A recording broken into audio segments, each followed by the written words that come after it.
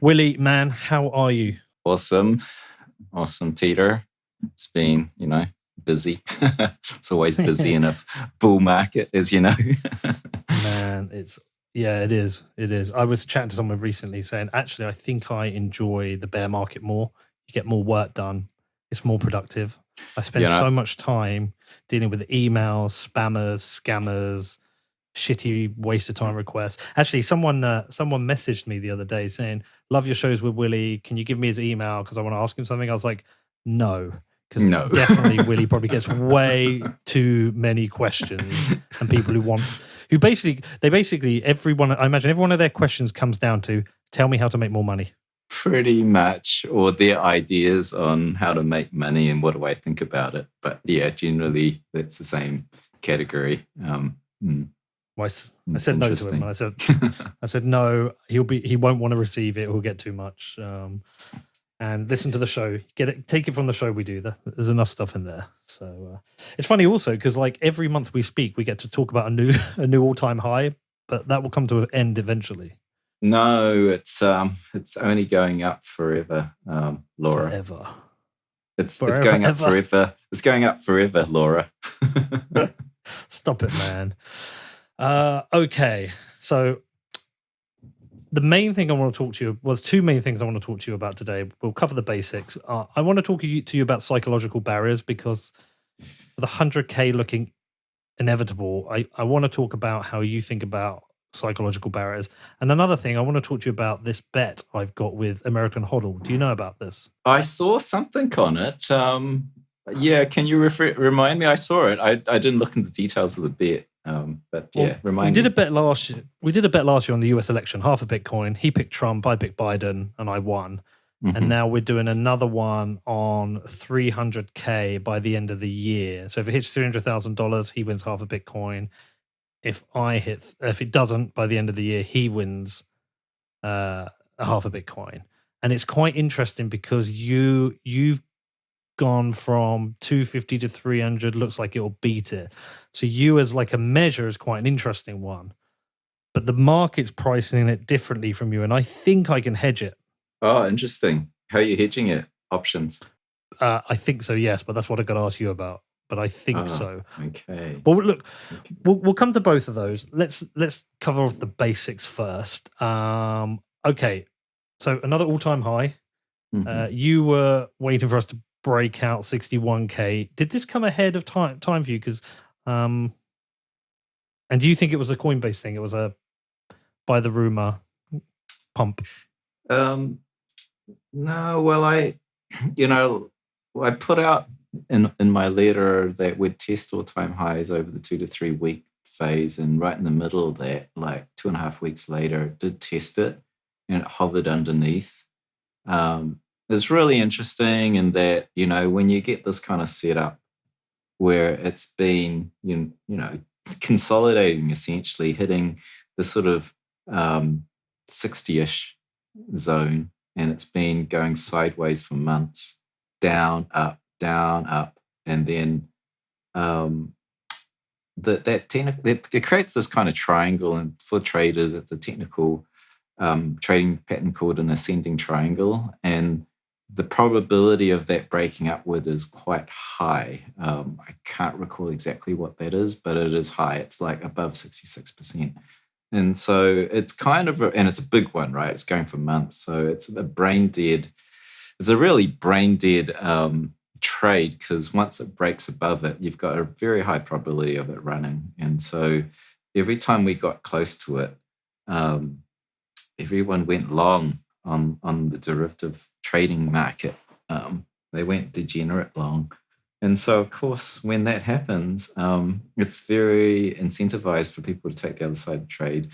And so it really, right now, we broke it, but everyone's still very, very largely in long positions. So it's creating a lot of headwinds for us to move upwards. And so it hit the top. It's been testing. I said anytime in the next 2 weeks, this thing can break. And I actually meant it any time within hours to 2 weeks. because 2 weeks is where the apex of that triangle hits, and you know that something's going to happen. Typically, what happens in these trading patterns is they hit these support and resistance lines, and our resistance was flat at whatever it was, 61, 62,000. And then we had this support line that's trending upwards. So as time goes by, it's going higher and higher and higher. If it breaks below that, then you kind of break into a new pattern. And but it wasn't. It was holding very easily, that price line. And at the point where the two lines converge, you know something's going to happen. Very seldom does it run out sideways. So that was the next 2 weeks, and it broke. We had that kind of degenerate long position stuff happening, and it created headwinds.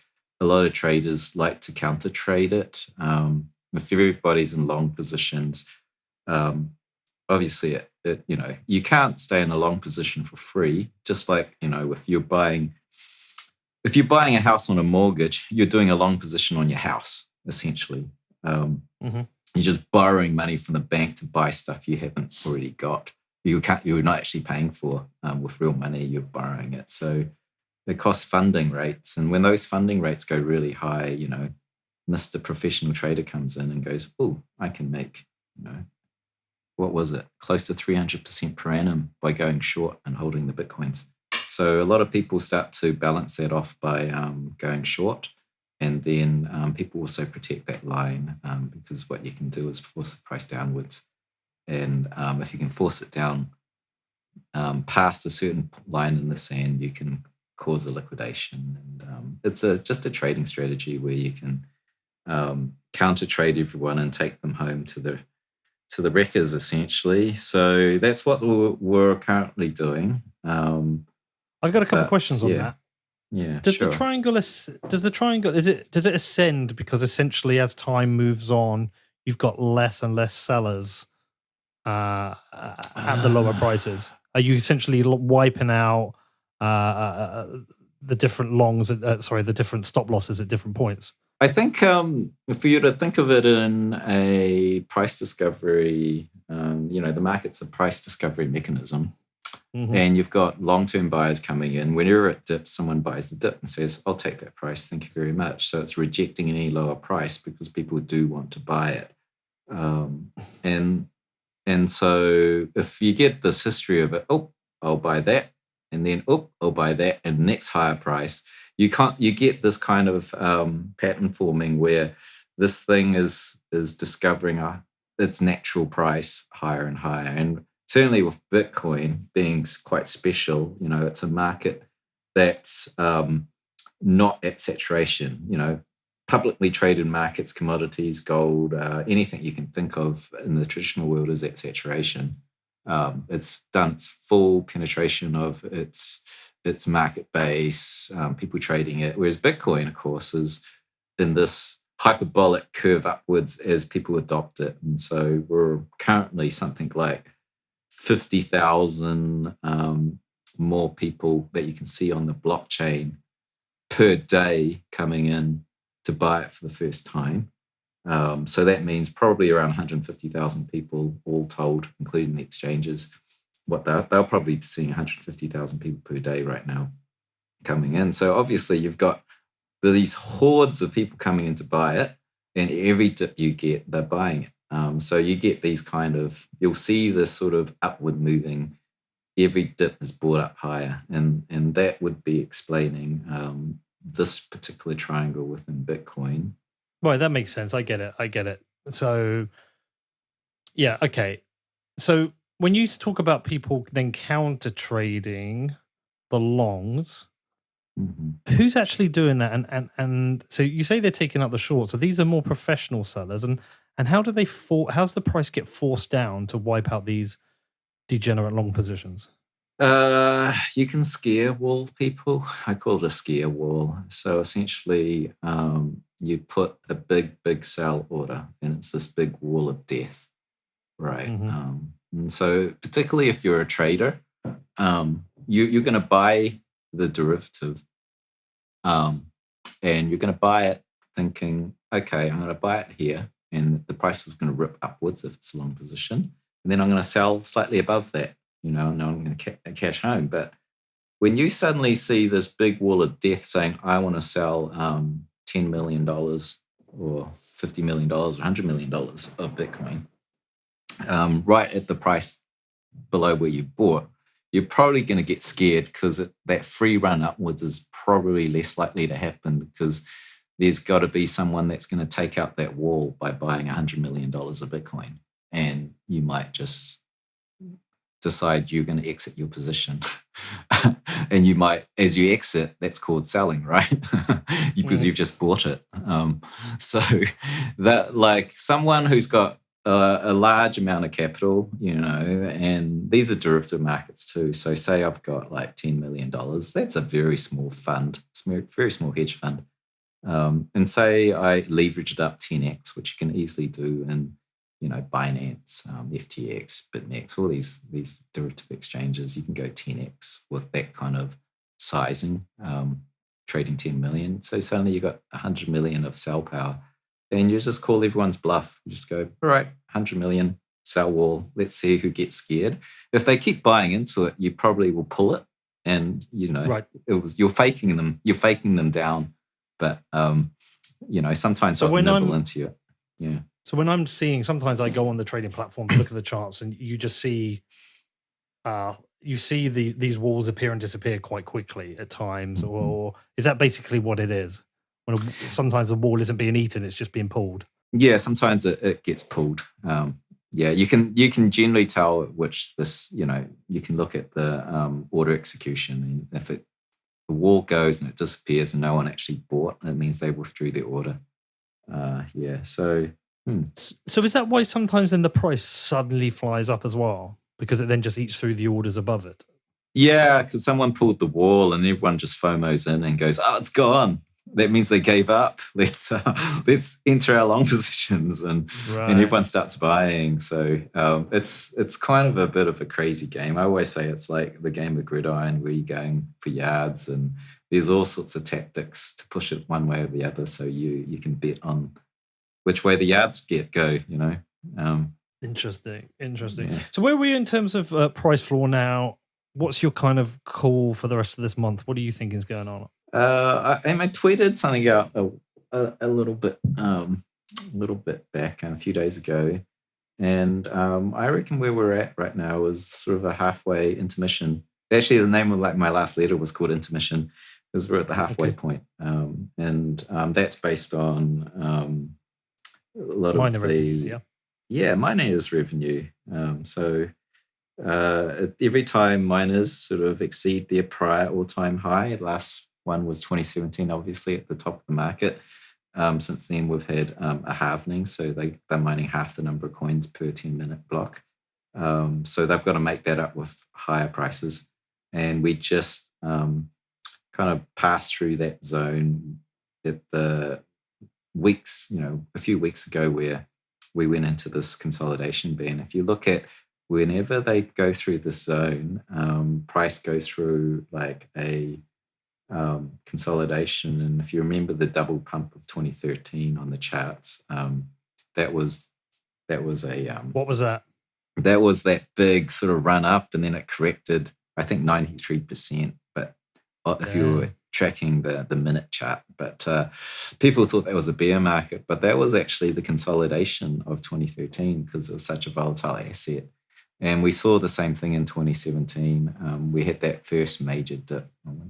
Just looking at that at what is it? It was around the 2,000 and 2,500 zone. We went through this big consolidation. That marked the sort of the halfway point before we ran up again. So I think we're there. We're just sort of pausing, and we're just making that breakout. So it's interesting in this. I don't know exactly what's going to happen, how the price chart will shape till the end of this year, because things have accelerated so quickly. And if we have the same sort of quarter that we had in the first quarter, it seems too fast, and that would normally spell the bear market. and it might come early if it's going up at this rate.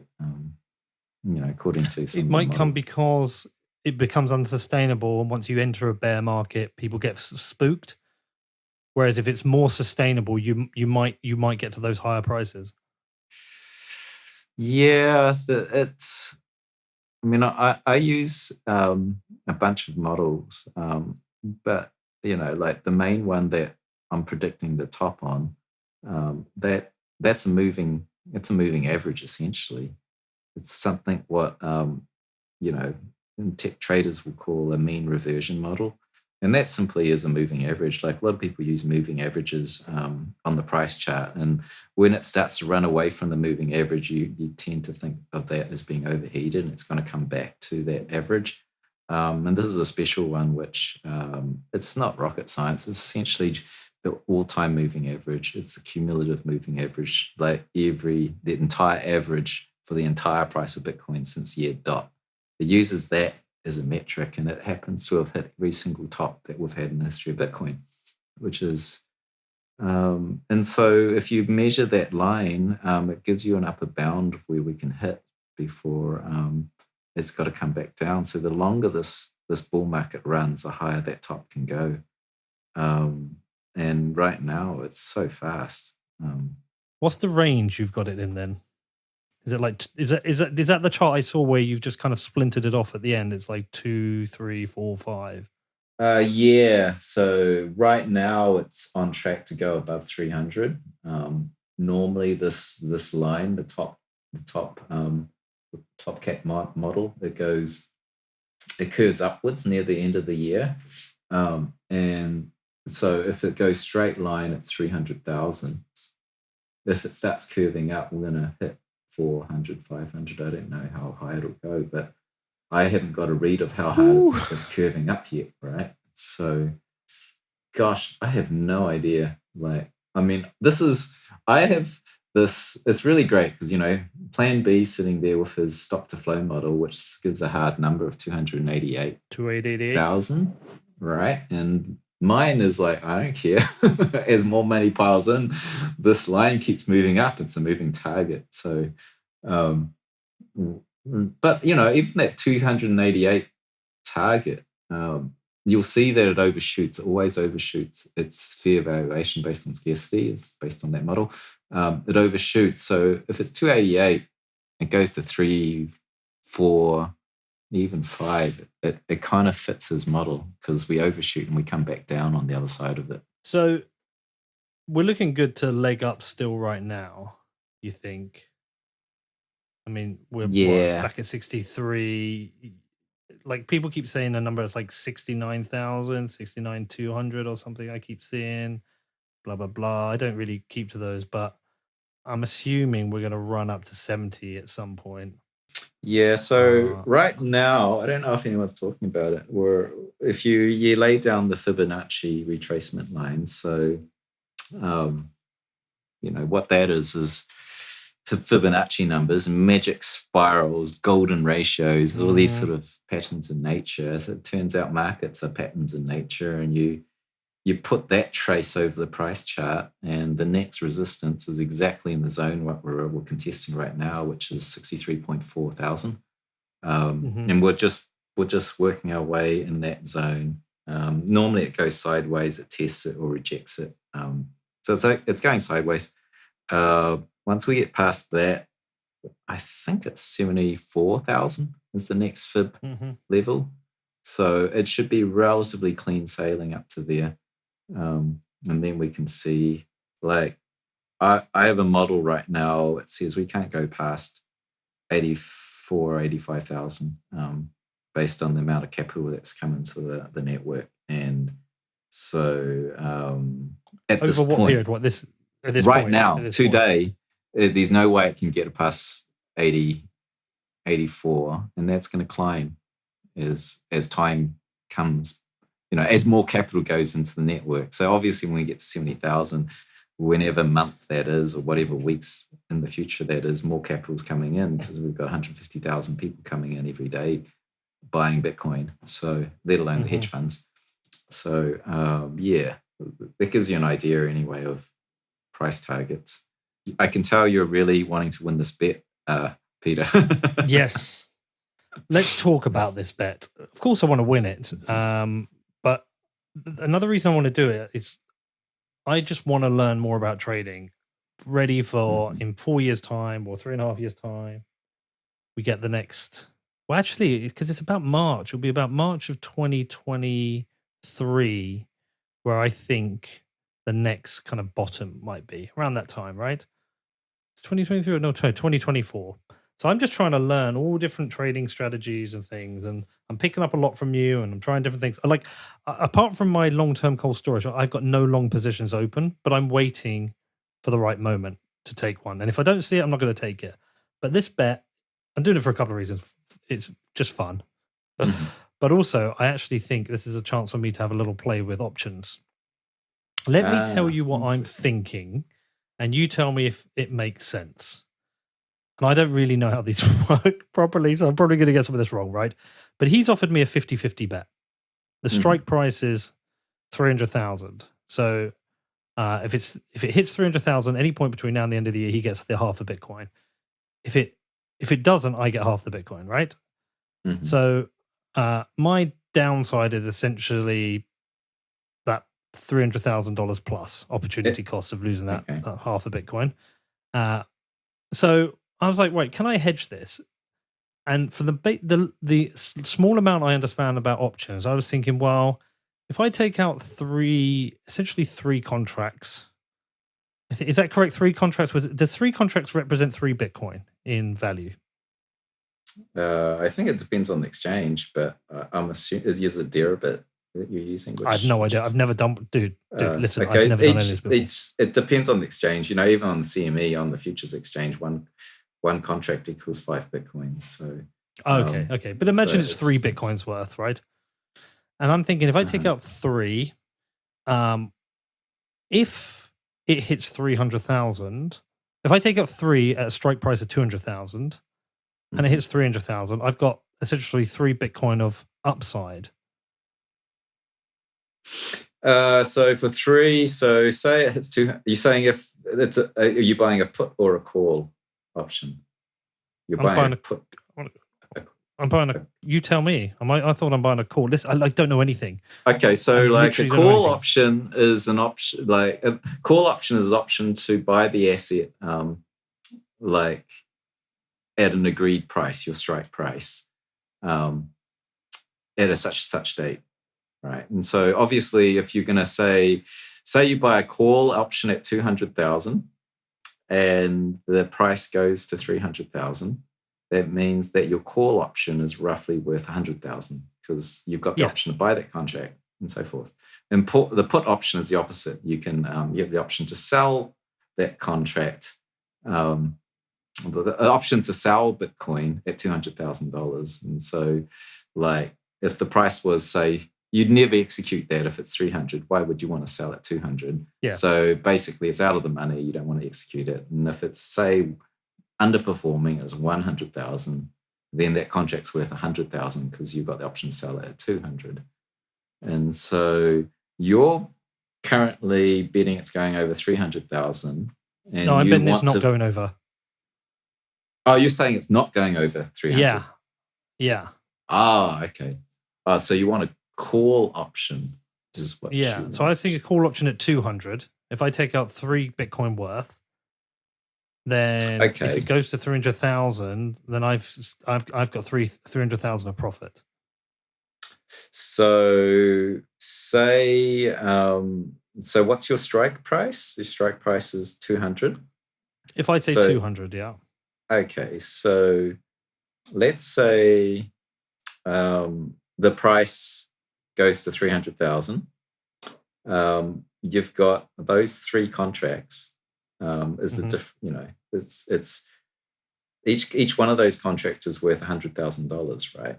Because you've got the option to buy Bitcoin at 200,000, and now it's 300, so it's worth 100,000 per contract. So you've got essentially $300,000 in that contract value if it hits 300,000. Yeah, and essentially, because my bet's only half a Bitcoin, I'll only be losing 150,000 when if it strikes 300,000. Exactly. So you're over hedging. If it hits 300,000, you're over hedging. You're going to make a profit at that point. Yeah. So yeah. And how much is the contract costing? Those 3 contracts? I don't know. Do you want to have a look? You would know where to look these up. I wouldn't have an idea. I don't know. I don't trade options. But like, okay. So would you hedge this a different way? Well, it's definitely the way to do it. It's just that you don't even know. You'd have to run it across a spreadsheet, because what if it goes to 400,000? Now you've made 600,000, and you're really in the money. Then you're like totally profiting. But what if it hits 250? What if it hits 250? If it hits 250, I win off him, and I'm still ahead in my contracts. Oh yeah, exactly. So I'd say you're over hedging at that point, but you don't really know exactly how much you're going to make until you know the final price, and so you just have to run a whole possibility grid of going, if it goes to this price, this is how much I make, and so forth. And you just got to be happy, like you'll know at a certain point you're not covered. Yeah.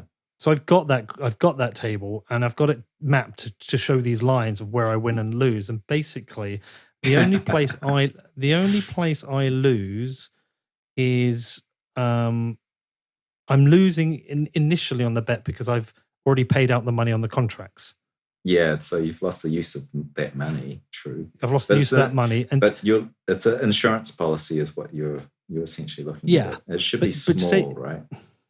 Well, say we get to the end of the year, and Bitcoin's still at $60,000, right?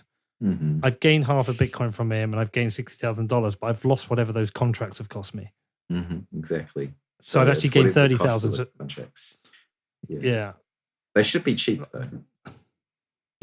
Well, that's the thing I want to ask you, because you're predicting 300,000. Yet the price of these contracts are quite cheap at 200,000. Is that because people doubt it, or is it because these things reprice as they go? Well, they definitely reprice as they go. Yeah, they definitely reprice as they go. But generally the market doesn't believe this. See, I looked on Deribet, and I didn't even know how to read the bloody website. I might even reach out to them and say, "You need to help me," because I was looking on the chart. So it's quite interesting. It says BTC USD times 100. Is that basically 100x leverage? I just see an order book. I need to look at it. I don't actually trade on Deribet. I haven't traded options since 2014 on Bitcoin. And I got out really quick because it was so illiquid back then. It was when Deribet was just starting out. So you're in the options area, are you? And what are you looking? BTC options 31st December 2021. But everything seems to be priced in Bitcoins. I've got no idea how to even read this page. Strike 32. Oh, here we go. Strike 300,000. Here we go. December 31st. And the bid is no, actually I want 200,000. 8,200. Is that correct? I'm still trying to load it. 8,200. Yeah, for the cost. $8,200. So that's pretty expensive, eh? So you're going to have to spend $24,000. Are you kidding me? You're going to spend half a Bitcoin on those contracts? Well, but I'm not going to spend half a Bitcoin on the contract. I'm going to spend $24,000. Yeah, so of cash, of liquid cash. Yeah, but equivalent of point. That's so times 3. But you're over hedging, from what I can tell. But I guess what you're saying is that my opportunity cost is to buy half a Bitcoin or have those options, because I could just buy half a Bitcoin and own that. Yeah, well, right now, if it's $63,000 of Bitcoin per Bitcoin, it's going to cost you 0.4 Bitcoins to buy those 3 contracts. So I could just buy the 300,000. My worry about buying 300,000, Willy, is that it shoots up to 300,000 in October and then drops, and I'm still holding this contract until the end of December. No, you're not, because you You're can not. sell it at any time. You don't have to, like, this is the same with futures. When you see that date, that's a contract that you're betting on, right? But you can sell it to someone else, and they'll take on that bet. And there's a live market for that bet, that contract. So yeah, like that's like a common misconception. Like when you're trading futures, Bitcoin's quite interesting in that we've got the perpetual swap, which doesn't have an expiry. But generally, we also have the quarterly futures. Every quarter, the contract expires, and Mm-hmm. but you don't have to hold the contract to the expiry, because Right. Okay. just think of it as an altcoin. Hold on, I might be reading this wrong altcoin. because there's two. I mean, I've got no idea to read this stuff. There's two bids and asks, right? Mhm. There's a bid of $2,000 for the 300,000 contract, and then there's another bid of 11,000. What? But there's two sides to the chart, and I can't figure this out. What the difference is? I can't get into it because I Yeah. didn't KYC, and I'm not going to. It's not trading anymore. It keeps going. So I might have it wrong. Refresh loop. But Does there's generally does $2,000 sound about more reasonable? It just seems very expensive for your December 23rd, and then I'm going to look at. No, what I'm going to do is I'm going to speak to a couple of like people and actually just try and get my head around this. But the point being is I'm going to hedge it with options, and like I said. But the other thing is I would have a choices. An interesting one really would be the fact that say I'm over hedged, and it hits 300,000 October. Like I can sell that contract, but I might want to hold on to it because, like, what if it goes to 400,000? You could. I think it would be rather foolish unless we have confirmation of a super cycle. Yeah. Like but I can hedge the bet. Yeah, you could hedge it. It would be a very, very sophisticated trade. I would expect that from a Bitcoin savvy person to make a bet and then hedge it on the markets. But also, you should like have skin in the game. I don't know. It depends on how you look at it. I've got a bet going on. I thought I should hedge it, but I was like, I'm not going to bother. Have you? Well, yeah, I've got a half Bitcoin bet going. It's public. What's your bet? My bet was that the price would not fall below $44,600 for the rest of this year. Wow. Okay, that's a good bet. Your risk is just in the short term, really. Yeah, so I think we're out of the risk zone now. It was when we were sort of 54,000 and the price was plummeting. Everyone thought that was the top and we were going to retrace.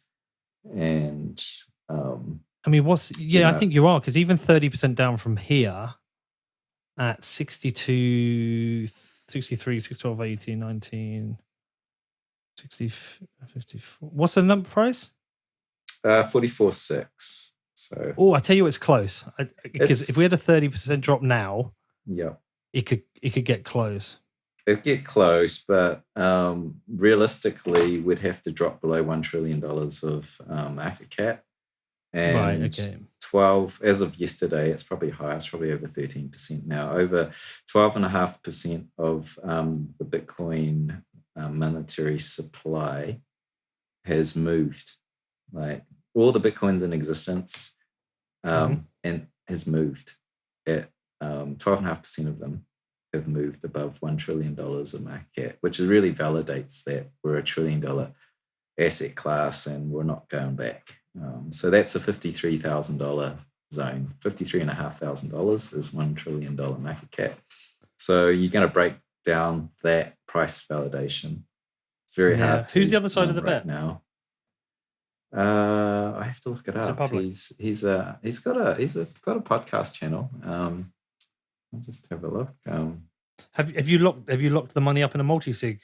Yeah, no, we didn't. We actually Fluffy Pony's holding it for both of us. Okay, yeah. I figure he won't run away with the money. No, as long as you got someone like I did the one for Udi and another guy online. I had 2 other Trump bets, which actually I've got one with Giacomo I've not called in yet, and they were just based on trust. And one of them, this is really incredible. So one of them, it was a 0.01 Bitcoin. It was like a small bet, and he got banned from Twitter, lost the bet, disappeared. But he then came and found me and said, "Look, I know I've lost the bet. I've been banned from Twitter." Like he was a non-account, right? And he came and found me and paid his bet. He could have disappeared, not paid it. It's kind of impressed solid. by that. I think that you want to do this as well. As there's so many people want to exit. We want to play for the long game, eh? Build a rep. Okay, let's have a look. It's this Jacked Trades is the guy. And he's on Twitter. Podcast channel. Yeah, Jacked Trades. And JAT. No, Jacked. As in you're jacked. I'll send you the link. Oh, Jacked. I think I've got him. I wasn't planning to make this in public, but I guess it is now. Jesus, he is ripped. God, his arms are bigger than my legs. Oh, wait, I haven't checked his photo. All right. You don't want to mess with him. Maybe I should lose this bet just so he doesn't beat me up. Yeah. Wow. That guy's... Did you see him? What? That's nuts. Yeah. What's he doing with crypto? He should be on Hollywood or something. He's rich, good looking, and jacked. Fuck that guy. There must be something wrong with him. All right. Well, listen. When's your bet? Your bet's till the end of the year. Mine's till the end of the year. You and me might have a half. We might have a half Bitcoin party. Yeah, we might. Eh? That'd be fun. All right. Right. So the other thing I want to ask you about these psychological levels, and do they exist? Are they real? Blah blah blah. Because I seem to remember 10,000 being an issue. I seem to remember getting back over all-time highs also being an issue. 50,000, I'm pretty sure we bounced off. And I'm thinking 100,000 to come in. Is that going to be some kind of firm, hard level of resistance? Is that a natural place for people to start thinking, oh, I should sell a bit here? What tends to happen around these psychological levels, or am I overthinking it? I think it does happen. I first saw it in when it was breaking like 1 cent, and no, just kidding. It definitely at $1,000, it was resistance, and I remember also seeing that like 10,000. Yep, we had that. And remember, like in the bear season of 2018, we had the $100 million resistance, and that was psychological too. And that was really that sort of, I think it was that 6,000 band. 100 million market cap, right? So there was. I don't remember that. That was 2018. That would have been 100 billion. That was about wasn't it like $6,000 Bitcoin as it was coming down from the 2017 high? Remember, that would be 100 billion, not 100 million. Oh, sorry, 100 billion. Yeah. Missed 3 zeros. What's 3 zeros? But 100. Yeah, but 100. Sorry, 1 trillion wasn't that much. We didn't see much resistance on a trillion. What? No, we did. We consolidated right on it. We've been on it for months. Yeah. Yeah. So 55K. I remember tweeting this like at 20,000 or something, saying 55K is the next target because that's $1 trillion. And it's been like doing that for ages. We're just clearing that zone now. I think that 100,000 is going to be another psychological zone. I'm sure what do you think? Well, I imagine it will. And I'm like, in my head, I'm like, do I put up like 15, 20% of my stack? Do I sell it at 95? See if it bounces off, drops down 20, 30%, rebuy? Or am I just being a moron and probably going to screw it up and lose Bitcoin? And I'm most probably not going to do that. I'm most probably not going to do it. If anything, I might just like take a short at about 95% and just see what happens for a bit of fun, rather than actually risk on my Bitcoin. Yeah, this is really this opens up to an interesting topic. You're definitely a moron if you trying to sell a top, sell in a bull run and try to buy back lower. That doesn't work. You're lucky if you can get that to work. I think we covered that in the past. You're better off because it's going to go into a sideways band. And so a lot of traders, particularly whale traders that are savvy, then go, yahoo, it's alt season. Like when Bitcoin's going boring, sideways, we'll just deploy and move that capital off into altcoins, and you'll see altcoins tend to go up when Bitcoin is sideways without the threat of it breaking out and going to the moon. Because when it's about to break out into the moon and go into the moon, whales aren't going to risk that and go into altcoins. But if it looks like it's range bound for a while, they'll go into altcoins, and we get your alt season. But having said that, I think that's kind of a dated. It's great, but I think it's also kind of a dated proposition, because now we've got very well developed derivative markets and options markets that are, slowly getting more liquid.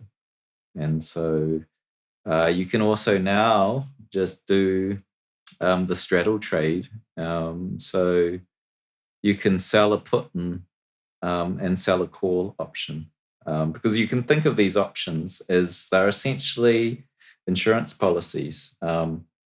If it goes in a particular direction, they're very cheap to buy, and it goes in a particular direction, you get exponential gains on it. And so you match the two. You sell a put and you sell a call, and the two balance each other, and the thing goes sideways and doesn't break out of this range. You're making money every day. So that's an option too. It's relatively sophisticated. I haven't done it. I know it's possible, but I haven't really had time to investigate all the numbers behind it. But it's interesting in this cycle, this bull cycle, that Bitcoin, with its immense liquidity and all of the derivative markets we've got, traditionally what we've had in crypto is people using altcoins as substitutes for what you can do now. So if it's a bull market, rather than buy, XRP, Ethereum, or whatnot, thinking you're going to get a higher run up in the bull market than just holding Bitcoin, you can just buy this other kind of shitcoin, and that's called a derivatives contract. So a quarterly contract that goes long on Bitcoin, and so if you do 1x leverage, you get double the return. If you go 3x, then you get triple. And that really competes with something like Ethereum. Right. Are you trading altcoins, or do you just keep it all to Bitcoin? No, I don't trade. I kind of. I trade them a little. I've traded a little bit of DeFi to learn about it.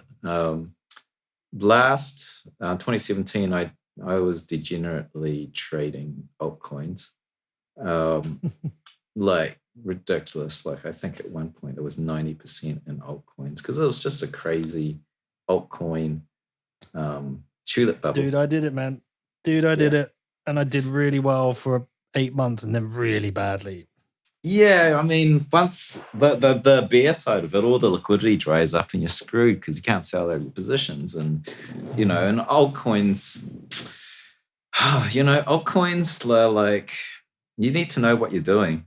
Each coin has its own thing going on, and you've got all these Telegram channels and all of these Discord, Slack channels, and you got to have endless amounts of time to understand exactly what's happening with each altcoin, whether they're introducing this or that in their monetary policy. And so no, this cycle, the only thing I really trade is Bitcoin, because I don't need to understand what's happening with Ethereum.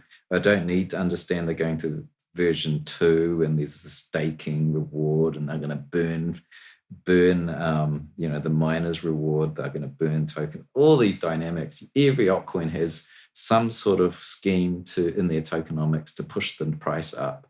And so all I need to do is read Bitcoin and get very, very, very good at trading that one asset, and I leverage it, and then I'm good, right? I don't have to buy Ethereum. If I buy Ethereum and I'm trading Ethereum, well, I still have to know what Bitcoin's doing, because Ethereum orbits Bitcoin and every altcoin orbits Bitcoin. So if you're trading altcoins properly, you need to know what's going on in your asset class, which is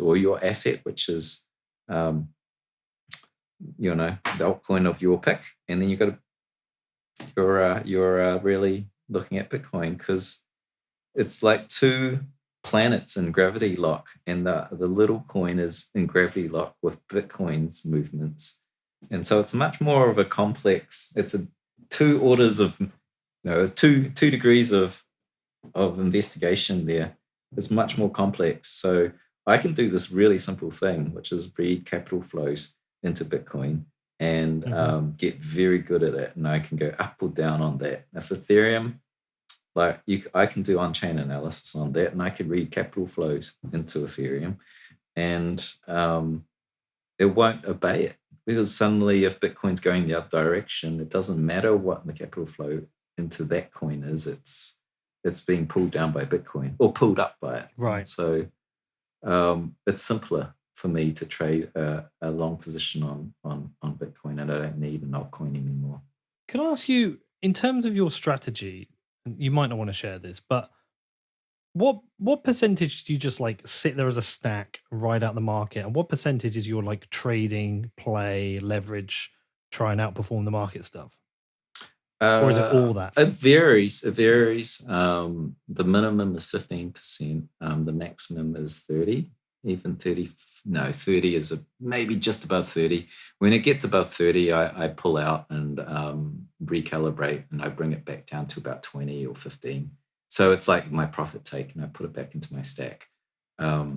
So that's not recommended for new traders, by the way. And it's not recommended by normal technical traders. Like, I think the norm is 10 to 20, but I trade differently, because I'm trading what I do, which is on-chain capital flows, and they're very long-term trades over multiple weeks, and it's demand and supply based from fundamentals, and it's pretty much around 90% reliable, and that 10% where it's not reliable, it doesn't swing the other way quickly. I can check in on it on a daily basis, and then I can reduce my position or whatnot. So the leverage is very low. I don't usually go much more than 1x, which means that interesting, the price can go to half, and I don't get liquidated.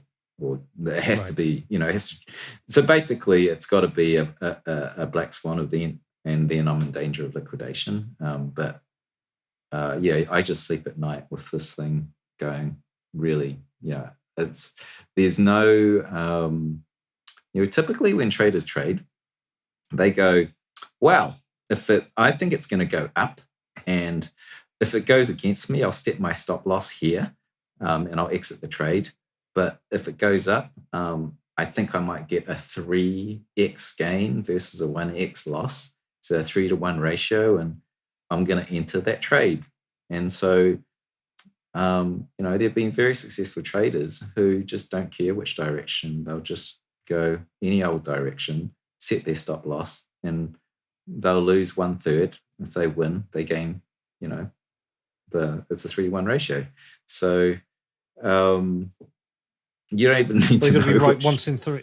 Exactly. And usually it's 50-50, right? So in the short time frames, it's 50-50. So as you get into the shorter time frames, it's just a gamble, and you need the risk protection to stack the odds in your favor.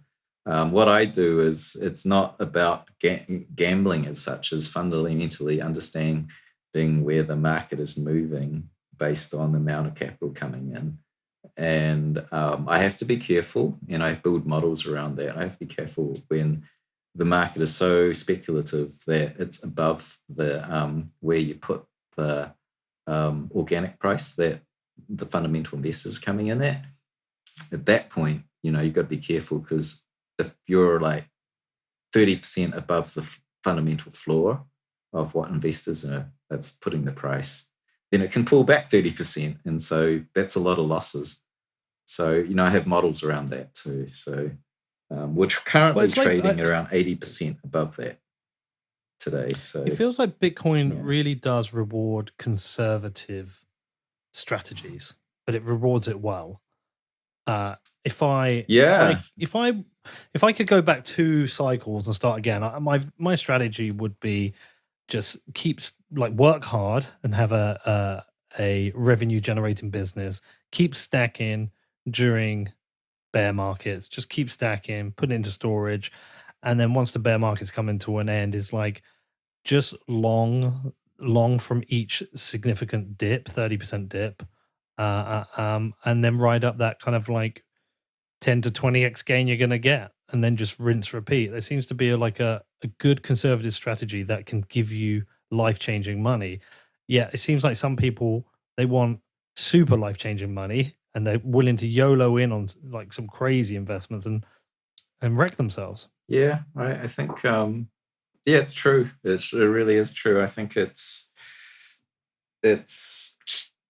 think there's also this genius effect of bull markets where people think that they're geniuses. Like, oh, look, I made this amount of money. I'll make even more. And wow, this is easy. And it must mean I'm a genius. And you can tell the real geniuses once the bear market hits and they've figured out how to exit that position and then actually even make money on the downside. So they're trading 2 types of environments and it's not just luck. But then going back to your strategy of buying the 30% dip and riding, that's actually, it's a very smart strategy, but very few people can follow through on it because they'll see this thing run up and then they'll see the little turning point and they go, oh, it's going to come down, it's going to come down. And they want to capture the gain that they've got without just letting it alone. And so they'll sell out and then it runs up higher, because they got that short time frame thing, which is always a gamble wrong. And they're buying back higher. And there's, so suddenly this strategy where I'll buy the 30% dip and I'll just run that up, turns into a day trading environment where you're overly emotional about the trade. And ultimately, this goes back to the psychological barrier.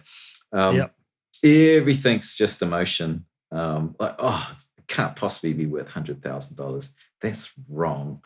And so, it impacts the market. Well, there is that thing also, Willy, where you feel obliged to make a trade, which I've been quite good during this bull market. As I said, I'm just playing around on this plus 500 account, and I essentially doubled the 2,000 I put in, and it was just play money. I've lost about 500 again, but that was more because each of these contracts you take out has expires on a week, and I didn't renew. So I had the recent one, I dropped down, I didn't renew it.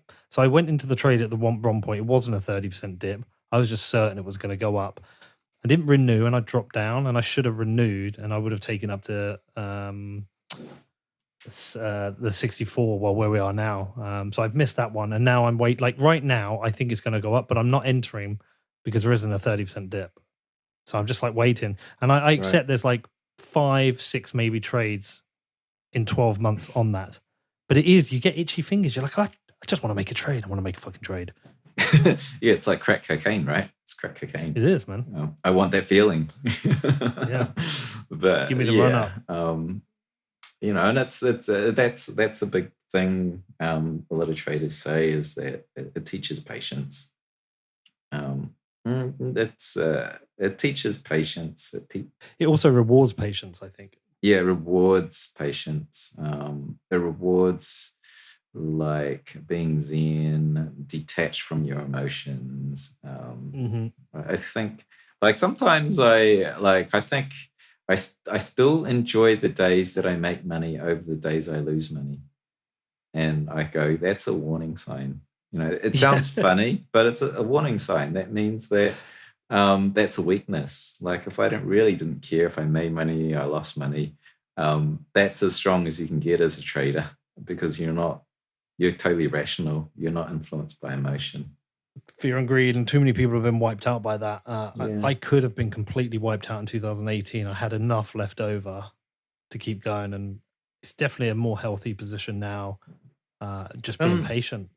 This kind of translates to investors who aren't even trading. I can tell a new person in Bitcoin because first they go, what price do you think it's going to go to? And they're thinking, I'm going to buy here and I'm going to sell there. So they bought it as an investment. They put it into their wallet, but they're already thinking, I'm going to sell at this point. So it is actually a trade. And then you get to this maturity, and you'll see this from all of the long time, Bitcoiners, and they really understand fully what they've bought. And they're going, no, this is the real deal. I'm in it to the end game because I'm backing this technology. And then you know that they're making a rational play and they're not swayed by emotion. And they're the ones that are going to win big time. I was Coinbase went IPO just, yesterday. And my friend sent me a screen capture and he bought 10 Bitcoins at $155 back in 2013. I think it was it 2013 or 2012? 2013. So I think that might have been 2012. Maybe early 2013. Because early 2013. It was early 2013. So he bought it for $15, right? And so say he went big, it's 2013. You maybe put $15,000 into it and bought 1,000 Bitcoins at that price. No, you wouldn't get it $15 in 2013. Maybe 12. 2000. Maybe it was 2012. Was it? Yeah, I think I bought my first one at the end of 2012, and it was like $80. 80? Really? Well, yeah, that was to buy drugs.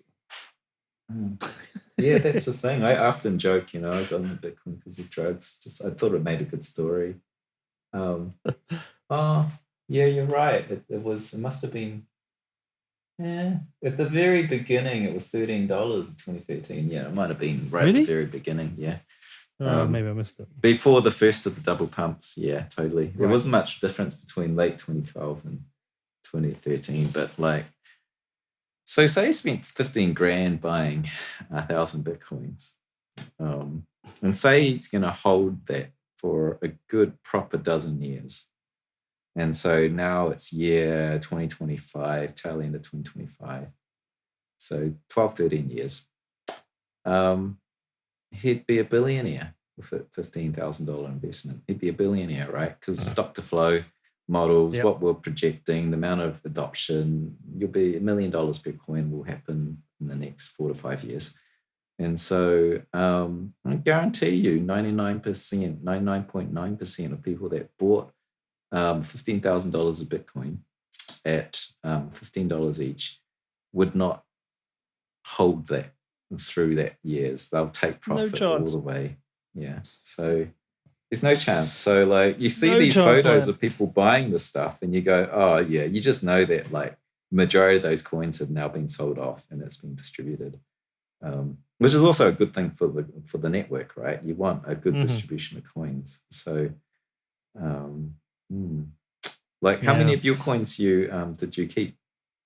I guess you bought them and spent them immediately. Yeah, because you were using back in then it was purely because somebody introduced me to the Silk Road and I was buying it to buy drugs. And then when the Silk Road went down, I had a certain amount on there. I couldn't tell you. It might have been 1 or 2, right? So that they were gone.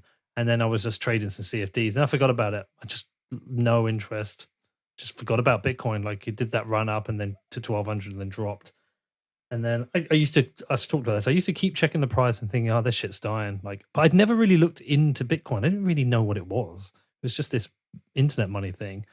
And then it started to go back up. And it was only when I had to, buy, I've talked about this a million times, but buy something for my mum that I got back into it. But I've admitted this. I think when I used to keep this spreadsheet, maybe we talked about this on our last one or with somebody else, but I had, in terms of Bitcoin and altcoins, peak 2017, I had 182 Bitcoin in value.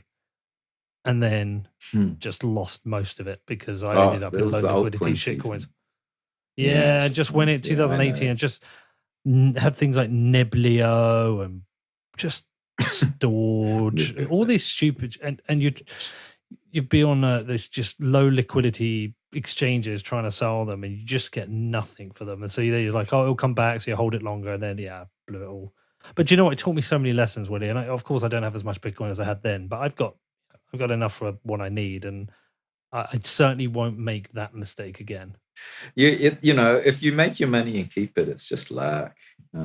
Like if you make your money like that and you manage to, it's, I don't know. It's just very few people. Like it's almost like you just need to lose a lot of money before you learn in this crypto game. There's so many. I have done a lot of. I haven't been scammed. Or maybe I did get exit scammed when the exchange that went down. They exit scammed. I never got like send me a Bitcoin, I'll send you 2 back. I haven't done anything outrageous like that, but I've definitely, like I invested in Gigawatt, which was a mining outfit, you know, it was the biggest outfit in North America. I even flew there, checked out everything. And that to me was going to be, oh, okay, it's like real estate. I'm buying mining infrastructure I can collect rent on it because I need to get out of Bitcoin at this top, at the 2017 top. I'm going to need to get out. And stable coins were, I don't know if they were just starting to come out, but they weren't trusted. So I thought, what better thing is to buy essentially mining real estate? And that just went to crap. The whole thing went bankrupted. The, you know, like, badly, and I considered badly. that it's just ridiculously.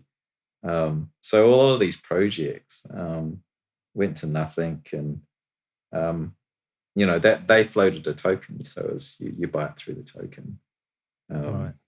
But you know, lots of lessons learned by